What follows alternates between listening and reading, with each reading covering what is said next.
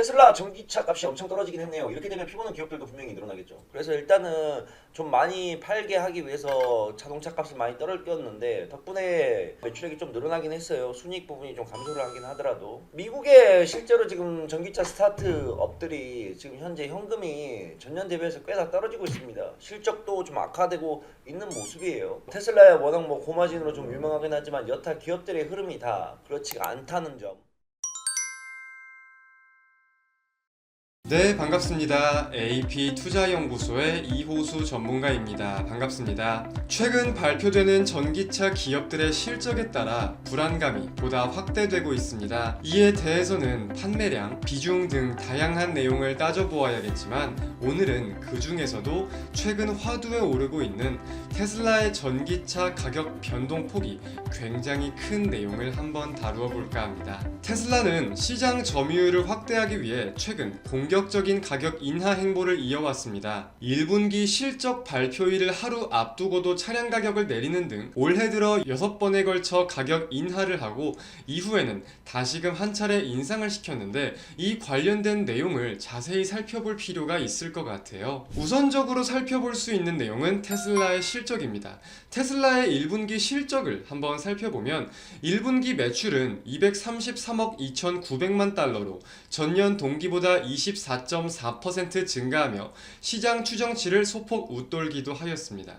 여기까지는 어닝 서프라이즈다 라면서 호재라고 판단을 할 수 있겠지만 문제로서 야기가 되는 내용은 순이익이었어요. 테슬라의 1분기 순이익은 25억 1,300만 달러로 전년 동기보다 24.3% 줄었고 동시에 시장 추정치에도 부합하지 못하였다는 내용입니다. 그렇다면 테슬라의 마진과 실적의 연결고리 또한 우리가 살펴볼 필요가 있을 텐데 사실 테슬라의 실적 그리고 마진을 보면 테슬라는 전기차 기업들 중에서 굉장히 고마진율을 자랑하는 기업이에요. 보이시는 작년 자료에 의하면 테슬라의 한 대당 순이익은 9,574달러라고 확인이 되고 있는데 사실상 여기서 테슬라의 핵심 기술 중에 하나인 FSD 자율주행 옵션을 추가하면 마진이 훨씬 더 늘어나는 구조라고 합니다. 근데 올해 실적의 발표의 경우는 수년 만에 처음으로 자동차 부문 마진율을 공개하지 않았어요. 작년 4분기 기준 자동차 마진율은 25.9%를 기록하며 항상 고마진율을 자랑해오던 테슬라였는데 이에 대해서 마진율을 공개하지 않았다 보니까 마진율이 20% 이하로 밀렸다는 등 다양한 평가가 나오고 있습니다. 추가적으로는 그래서 가격을 다시 인상시켰나? 이런 내용들도 야기가 되고 있기는 한데 다른 전기차 업체들의 마진율을 살펴보면 사실상 테슬라와 굉장히 압도적인 차이가 나는 것을 확인할 수 있으실 겁니다. GM이 2,150달러, 도요타가 1,197달러, 그리고 한국의 현대차는 927달러라고 나와 있고 포드 같은 경우는 762달러 적자라고도 확인이 되고 있는데 테슬라의 9,000달러대에 비하면 굉장히 큰 폭의 괴리감이 있는 거겠죠. 그리고 오피셜까지는 아니겠지만 테슬라는 개인적인 생각일 수 있지만 가격의 메리트가 필요한 시점이기도 할 것이란 판단이 듭니다. 결국 전기차 점유율 1위, 세계 대장을 차지하기 위해서는 다양한 전략을 추구해야 하는 가운데 현재 테슬라의 대표적인 모델은 모델 3나 모델 Y를 살펴볼 수 있을 거예요. 근데 3는 16년 3월에 출시가 되었고 Y는 21년 초에 출시가 되었습니다. 근데 하루가 지날수록 현재로서는 다양한 전기차가 출시가 되고 있다 보니까 기존적으로 타 기업 대비 고마진을 챙겼었으니 신상품에 대한 메리트가 아니라 가격적인 메리트로서 현재는 밀고 가고 있는 상황이 아닌가 라는 가능성도 우리가 인지해 볼 필요는 있을 것 같거든요. 사실상 우리가 전기차의 가장 큰 경쟁력이라고 하면은 딱 두 가지를 꼽을 수 있을 겁니다. 기술력과 가격. 기술력에는 에너지 밀도에 따른 주행거리나 꾸준히 화두에 오르고 있는 안전성 등을 여겨볼 수 있을 거고 가격. 사실상 배터리 가격으로 인해서 전기차의 가격에 대한 부담을 많이들 느낀다는 평이 자자한 가운데 이 중저가 전기차라던가 가격에 대한 메리트를 절대적으로 잊을 수가 없는 국면이겠죠. 그 중에서도 테슬라는 현재 가격에 집중을 하고 있는 상황인 건데 문제는 여기서 시작이 됩니다. 세계적인 고금리 기조로 인해서 중소기업은 물론이고 대기업들의 타격도 분명히 이어지고 있는 국면이에요. 근데 이에 대해서 이런 국면 속 테슬라가 이런 충격적인 가격 인하를 지속적으로 발표하다 보니까 전기차 스타트업 기업들의 상황은 좋지만은 못할 겁니다. 대표적으로 좀 꼽아보자면 니콜라를 좀 살펴볼게요.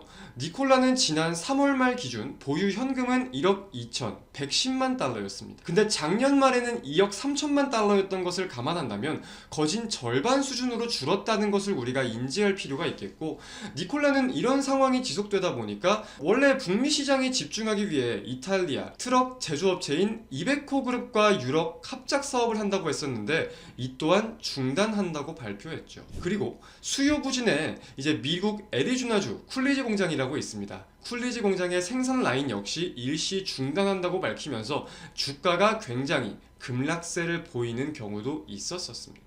자, 그리고 루시드라는 기업도 많은 분들이 알고 계실 텐데 이 루시드 같은 경우도 지금 적자가 굉장히 확대되고 있고 현금 소진이 급격해지고 있는 상황이에요. 적자 규모를 따져보자면 1년 전에 8,100만 달러에서 7억 8천만 달러, 굉장한 급증세를 보였고 1분기에 보유 현금을 따져보자면 현재 34억 달러만 남아있는 상황인데, 이에 대해서 루시드는 뭐라고 밝혔냐? 이는 내년 상반기까지 버틸 수 있는 수준이며 1분기에 보유 현금의 절반가량을 써서 이 정도밖에 안 남았다 라고 밝혔습니다. 물론 스타트업이나 벤처기업들의 경우 타국에서의 투자 등 다양한 내용들을 우리가 따져볼 수는 있겠지만 이런 안 좋은 상황이 지속되고 있다는 것은 현재로서 주목할 필요가 있는 거겠죠. 추가적으로 이제 일론 머스크 같은 경우는 루시드의 실적 발표가 된 이후에 트위터에 이렇게 글을 적기도 했습니다. 시제품은 쉽지만 생산은 어렵고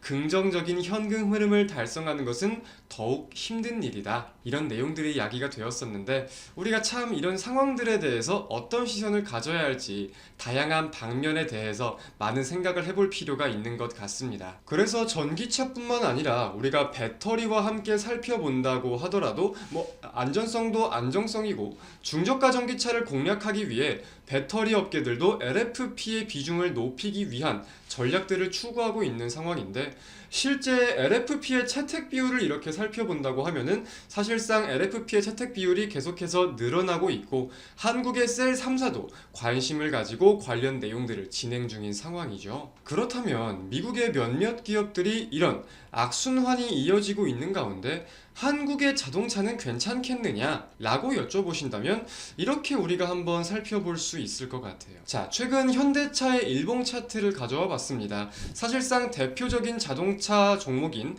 현대차와 기아, 주가의 흐름은 거진 비슷하죠. 근데 우리가 살펴보자면 1분기 실적 호조라던가 수출 등등 다양한 내용과 기대감을 가지고 현대차와 기아의 주가는 이렇게 나날이 상승하고 있는 흐름이에요. 우리가 무역 수지와 관련된 내용들을 살펴본다고 하더라도 보이시는 이미지와 같이 승용차의 수출은 타 무역 수지, 다른 업종들 대비 굉장히 긍정적인 모습을 보이고 있는데, 보이시는 이미지에도 승용차는 전년 동기 대비 64.2% 증가했다 라고 나와 있죠. 그래서 그럼 첫 번째, 실적에 대한 우려는 해소가 되고 있는 국면입니다. 그리고 현대차 같은 경우는 아까 봤을 때 전기차 한 대당 마진율이 마이너스도 아니고 플러스였다는 점을 감안할 수 있겠고, 재무에 대해서도 간단하게만 한번 살펴보도록 할게요. 제가 좀 몇몇 게시글들을 읽으니까 재고자산과 부채가 증가한다는 내용에 대해 많은 분들이 약간의 우려감을 가지시는 것 같습니다. 이 재고자산 같은 경우는 기업이 판매하는 품목에 대해서 얼마나 재고량으로 갖고 있느냐를 재고자산으로 우리가 파악을 할 수 있는 건데, 지금 현대차 같은 경우는 재고자산이 점점 늘어나고 있어요. 그럼 이거는 생산을 꾸준히 하는데 팔리지 않으니까 재고자산이 증가하는 거 아니냐, 계속해서 남는 거 아니냐, 이렇게 우려를 하시는 것 같은데, 우리가 그래서 실적을 함께 보고 수출을 함께 봤죠. 하지만 수출과 실적이 모두 좋아지고 있는 국면에서 재고자산이 늘어난다는 것은 오히려 이 수요를 감당하기 위한 생산량이 점차 증대되고 있다 라고 긍정적인 시선으로도 바라볼 수 있지 않을까 판단을 하고 있고, 부채가 증가하는 국면에 대해서도 사실상 부채만 갑작스럽게 엄청난 증가 증가세를 보이고 부채 자산으로 보는 게 아니라 비율로서 봤을 때 갑작스런 증가세를 보이면 우리가 분명 우려감을 생각할 수도 있을 거예요. 근데 현재로서는 자본과 부채가 모두 늘어나면서 기업의 총 자산이 늘어나고 있는 국면이다 보니까 반대로 생각을 하면 기업의 규모가 더욱더 커지고 있다 라고도 생각할 수 있는 거겠죠. 그리고 이제 최근 좀 문제가 되었던 현금성 자산을 살펴본다 하더라도 최근 현금성 자산이 굉장히 빠르게 확대되고 있다는 사실까지 이렇게 확인할 수 있을 것 같습니다. 물론 자세하게 들어간다고 하면 하나하나 품목과 비율을 따져보면서 어떤 부분에 리스크가 있고 어떤 부분은 매우 안전한지 또 살펴볼 수 있겠지만 오늘은 최근 기조에 있어서 가장 핵심이라고 여겨보는 내용만 이렇게 간단하게 짚어보도록 하겠습니다. 테슬라발 치킨 게임에 대해서 현재 어떤 상황이 이루어지고 있고 한국 자동차 업계는 어떤지 타격이 없는지 간단하게나마 살펴보는 시간을 가져보았습니다. 언제나 오늘처럼 그리고 어제처럼 우리 개인 투자자분들을 위해 노력할 수 있는 이호수 전문가가 되도록 하겠습니다. 감사합니다.